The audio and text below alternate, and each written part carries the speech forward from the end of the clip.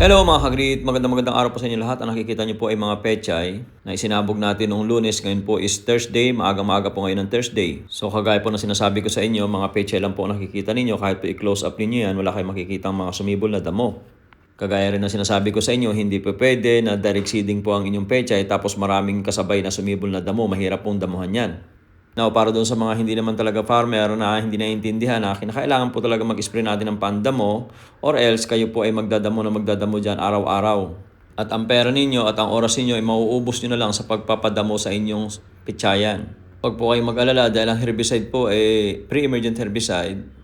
Hindi po ito direktang makakain ng tao dahil ito po ay mamimetabolismo na ng halaman, mawawala muna sa kanyang sistema. Hindi po kagaya ng insecticide na ini-spray natin sa dahon at pag hindi nahugasan ng maigi, ayun po ay pwedeng maka-apekto po sa mga kumakain ng mga tao.